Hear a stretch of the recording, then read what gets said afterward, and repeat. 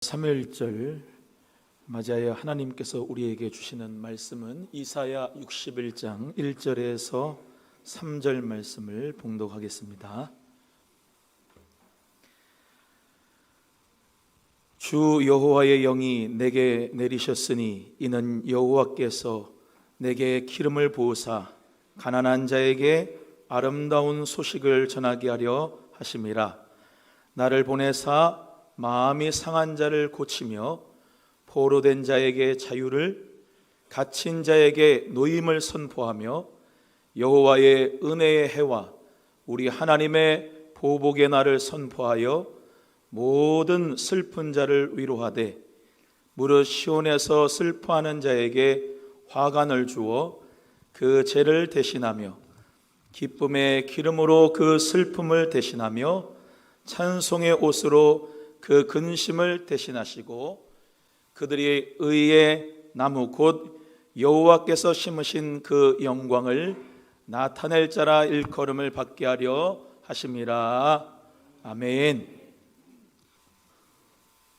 우리 민족의 3월은 언제나 3.1절과 함께 시작이 됩니다.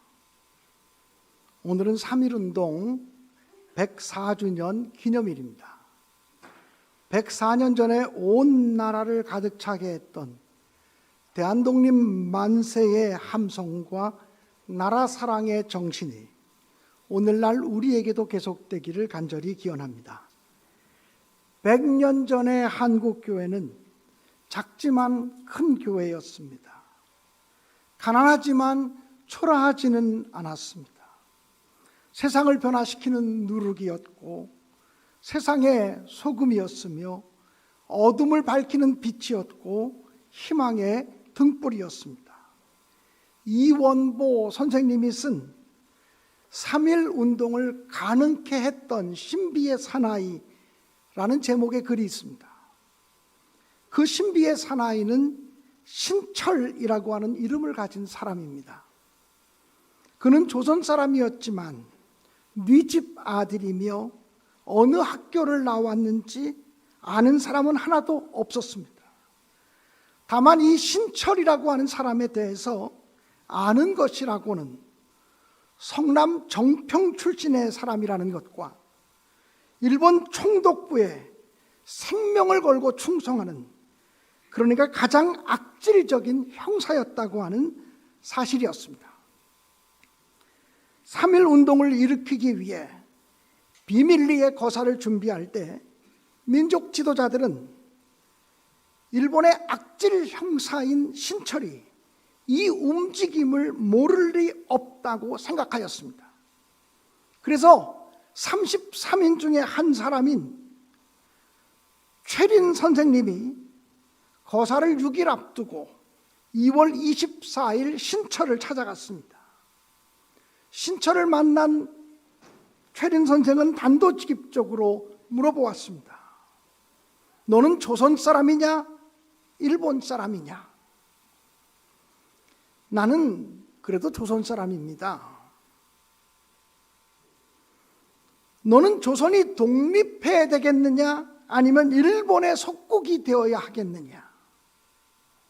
언젠가는 조선은 독립을 해야 되지 않겠습니까? 이 말에 용기를 얻은 최린 선생은 너 같은 사람이 있어서 독립이 안 되니 2천만이 살기 위하여 너 하나 죽을 생각은 없느냐 물었습니다. 그리고 3.1 거사에 대해서 소상하게 이야기를 했다고 합니다. 이 말을 다 듣고 난 신철은 말없이 일어나서 최린 선생님께 큰 절을 올리고 물러갔습니다. 그리고 번민 끝에 일본 총독부에 거짓 보고를 했습니다. 만주에서 독립군이 쳐들어오고 있으니 신의주로 출장을 가야 되겠다고 말입니다. 장안의 이상한 공기를 눈치챈 일본 경찰은 신철이 배신한 것을 알고 체포령을 내렸습니다. 조선 사람들의 동향에 대해서, 특별히 천도교의 동향에 대해서 관찰하고 있던 신철이라고 하는 형사가 제대로 보고하지 않았기 때문에 거사가 일어나기 전에 사전에 제압하는 일을 하지 못했다는 것입니다.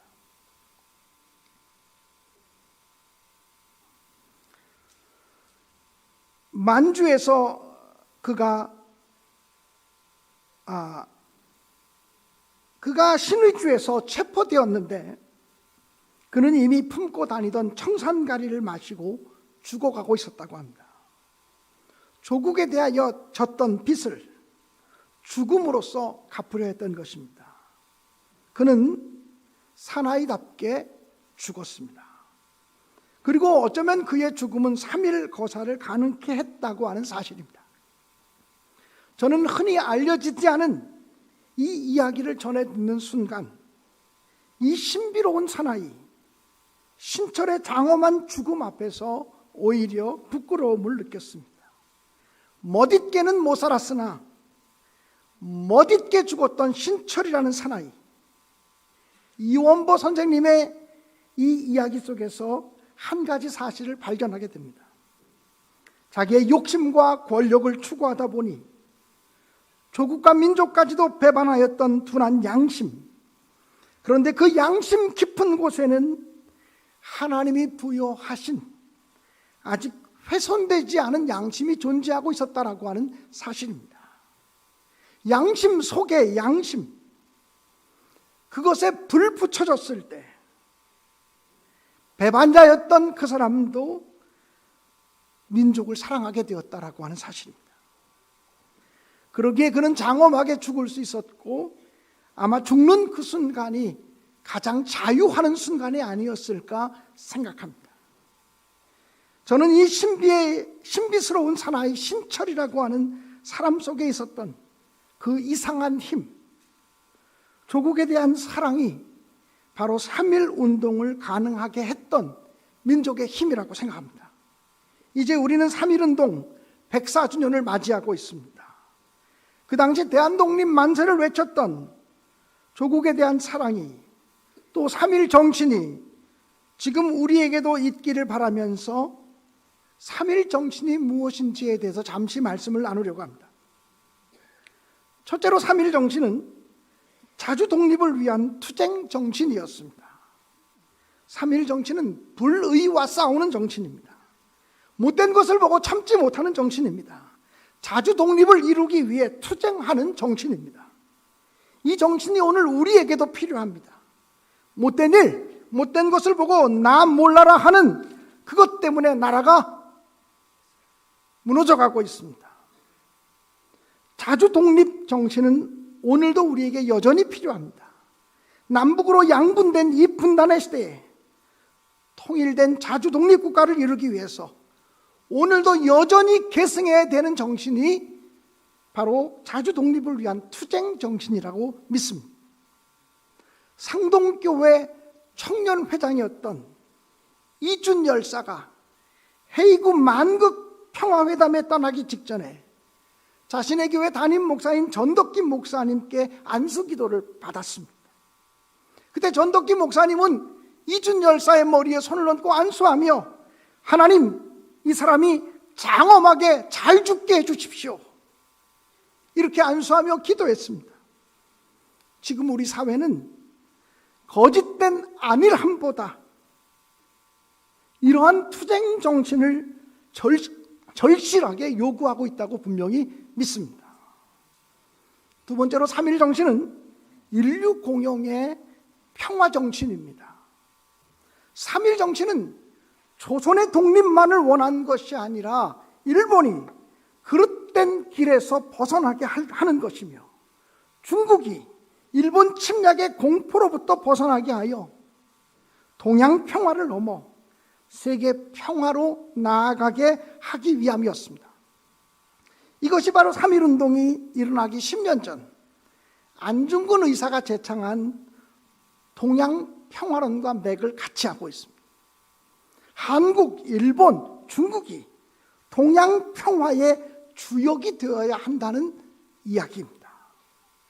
3.1 정신은 단지 내 나라, 내 조국의 안위에만 머물러 있지 않습니다. 인류 공용의 새로운 세계를 향한 비전을 선포합니다. 위력의 시대가 지나가고 도의의 시대가 왔음을 선포하였습니다. 양심이 우리와 함께 있고 진리가 우리와 함께 나아가니 시작이 곧 성공이라 선포하고 있습니다. 그래서 광명한 세상을 향하여 함께 나아가자고 촉구하고 있습니다. 이사야 선지자가 일찍이 예언했던 말씀을 떠올리게 됩니다. 이사야 19장 24절과 25절은 이렇게 기록이 되어져 있습니다. 그날에 이스라엘이 애굽 및 아수르와 더불어 셋이 세계 중에 복이 되리니 이는 만군의 여호와께서 복 주시며 이르시되 내 백성 애굽이여 내 손으로 지은 아수르요 나의 기업 이스라엘이여 복이 있을지어다. 여러분, 이스라엘과 애굽과 아수르는 수천 년을 이어온 철천지 원수의 나라입니다. 수천 년을 서로 죽이고 죽이며 싸웠던 철천지 원수의 나라입니다. 그런데 하나님은 이사야를 통해서 무엇을 선포합니까? 이 셋이 세계 중에 복이 되리라. 이스라엘만 복이 되는 것이 아니라 이스라엘과 애굽과 아수르가 세계 중에 복이 되리라고 말씀하고 있습니다. 즉 하나님의 정신은 싸움과 다툼과 나누임이 아니라 인류 공용의 평화 정신이라는 것입니다. 이런 인류 공용의 평화 정신이 바로 삼일 정신과 맥을 같이 하고 있으니 바로 삼일 정신이 기독교 정신이라고 분명히 선포하는 것입니다. 세 번째로 이 삼일 정신은 십자가의 고난 정신이라고 말하고 싶습니다. 사실 삼일 운동은 천도교로부터 시작이 되었습니다. 천도교로부터 시작된 이 삼일 운동이 자연스럽게 기독교와 불교가 참여함으로 민족운동으로 확산되었습니다. 당시 2천만을 하나 되게 하는데 교회가 앞장섰습니다. 그 당시 2천만의 1.5%에 불과했던 30만 기독교인이 주도적인 역할을 했습니다. 전체 기독교인의 89%가 만세운동에 동참했습니다. 그러니까 어린아이들과 거동을 못하는 노인들이나 장애를 가지신 분들을 빼놓고는 모든 기독교인들이 다 거리로 쏟아져 나온 것입니다. 일본 총독부의 한 문서에 보면 그 당시 가장 골치 아픈 존재가 교회요, 가장 다루기 힘든 사람이 용기 있는 교인들이라고 기록이 되어져 있습니다. 일제시대의 교회는 민족운동의 사령탑이자 본부였습니다. 요즘 우리 사회는 더러운 일, 어려운 일, 위험한 일을 기피하는 현상이 있습니다. 이런 사회는 잘못된 방향으로 나아갈 가능성이 매우 높습니다. 그러나 삼일정신은 어렵고 힘든 일, 위험한 일을 우리가 나서서 감당하겠다고 나선 운동, 하나님이 기뻐하는 일이라면, 이 역사가 기뻐하는 일이라면 민족의 고난에 동참하겠다고 선포하며 나선 운동이라고 하는 사실입니다. 여러분, 3.1절 하면 제일 먼저 떠오르는 사람이 누구입니까? 유관순일 것입니다. 저는 어릴 때부터 유관순 누나 그래서 유관순 누나하고 제가 몇 살 차이 안 나는 줄 알았습니다. 그런데 우리는 그분이 우리의 영원한 누나. 왜 16살 때 그는 이화학당에 편입했고 3.1운동에 가담했습니다. 학교가 휴교되자 고향으로 내려와 충청도 일대의 만세 시위를 주도했습니다. 병천 장터에서 만세를 부르다가 부모를 잃어버렸습니다. 그때 또는 그가 구속되어서 공주 감옥에서 3년 동안 형을 받고 복역하다가 서대문 형무소로 이감되었습니다. 재판 중에 나라를 찾는 것이 무슨 죄가 되는가 항변하다가 법정 모독죄로 4년이 추가되었습니다. 1920년 3월 1일 다시 한번 감옥에서 만세 시위를 주도했습니다. 그러다가 견디기 힘든 고문으로 20년 10월 20일 17세의 나이에 그 시신이 6토막이 나서 죽임을 당했습니다. 그의 장례는 정동제일교회에서 치러졌습니다. 가슴에 성경을 안고 태극기를 덮어 이태원 공동묘지에 묻혔습니다. 지금은 망우리 합동묘역에 유관순 열사가 안치되어져 있습니다. 3.1절 하면 또 하나 떠오르는 사건은 제합리교회 사건입니다. 제합리감리교회는 3.1운동 당시 만세 시위를 주도했습니다. 3.1운동을 위해 며칠 밤을 새워가며 태극기를 몰래 그렸습니다. 19년 2월 23일 안중후 씨 집에서 교회 대표 20명, 마을 대표 9명이 함께 모여 3.1운동에 대한 만세운동을 벌이기로 결정을 하였습니다. 근처에 있던 수천교회도 함께 참여하기로 결정했습니다. 4월 18일 일본 헌병대 1개 중대가 제합리 마을에 들어닥쳤습니다. 종을 쳐서 교인들을 교회 안으로 모았습니다. 그리고 문마다 창문마다 큰 못을 박고 봉쇄하였습니다. 불을 지르고 뛰어나오는 이에게 총격을 가했습니다. 23명이 죽었고 마을 30호가 전소되었고 7개 교회가 파괴되었습니다. 321가구가 전소되었습니다. 1600명의 사람들이 거처를 잃고 제합리교회와 수천교회와 334명의 성도 중 173명이 사살 또는 수감되었습니다. 100년 전에 한국교회는 고난받는 것을 두려워하지 않았습니다. 기독교인들이, 교인들이 고난받는 것을 두려워하지 않아야 다시 민족의 소망이 되어질 수 있습니다. 당시 기독교가 우리나라에 들어온 지 30년밖에 되지 않았고 기독교인의 수가 1.5%밖에 안 되었다는 것입니다.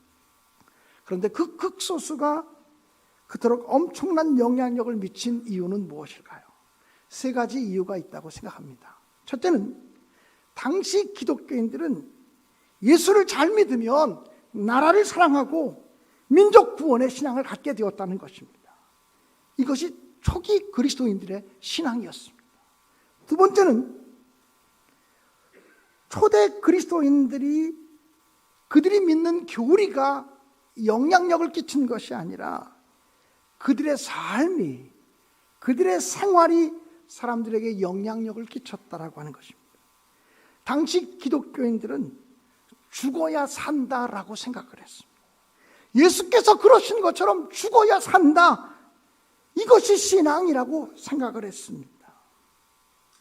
그때 죽음을 선택한 분들의 외침이 100년이 지난 지금 나 하나, 우리 가정만, 우리 교회만, 우리 나라만, 우리 민족만 나 중심적으로 이기적으로 변해져 있는 우리들을 매우 부끄럽게 합니다. 셋째로 당시 기독교는 독선적이지 않았습니다. 배타적이지 않았습니다. 천도교와도 손을 잡을 수 있었어요. 나라와 민족을 위해서라면 불교하고도 손을 잡을 수 있었어요. 당시 3.1운동의 기생연합회에서도 참여했습니다. 기독교와 기생? 이게 어떻게 하나 될 수 있습니까? 그러나 그들은 배타적으로 대하지 않았습니다. 하나 되는 일이라면 얼마든지 마음을 넓힐 수 있었습니다. 요즘 우리들의 사회의 문제점이 뭡니까? 극단적인 분파주의입니다. 극단적인 진영 논리입니다. 3.1 정신이 회복되지 않으면 이 나라 소망이 없습니다. 이번 3.1절에는 안모세 선생님을 통해서 모아진 대한독립선언서 총람을 읽으면서 다시 한번 우리 민족의 위대함 앞에 전율하는 감동을 느꼈습니다. 1919년을 즈음하여 발표된 22편의 주옥 같은 독립선언서와 또 선언서에 준하는 글들을 보면서 선열들의 피 맺힌 나라 사랑의 마음과 희생과 헌신과 용기 앞에 무릎을 꿇게 됩니다. 이런 민족이 있을까요? 이런 나라가 있을까요? 한두 사람이 주도해서 따라가는 것이 아니라 각계각층의 많은 사람들이 다양한 공간에서 민족 독립을 위해서 함께 협력하고 나섰던 이런 나라가 있을까요? 여자들의 독립선언서에 보면 여성들뿐만 아니라 계층을 뛰어넘어 평민들까지도 함께하는 운동이었다라고 하는 사실을 발견하게 됩니다. 민족대표 355인 각 선언서에 이름을 호명하신 분이 355명, 이 355명의 생명을 건 투쟁에 부끄럽지 않게 종교와 사상과 이념과 정치적인 입장의 차이를 뛰어넘어서 평화통일 조국을 향해 나아가야 할 사명이 우리에게 있지 않겠습니까?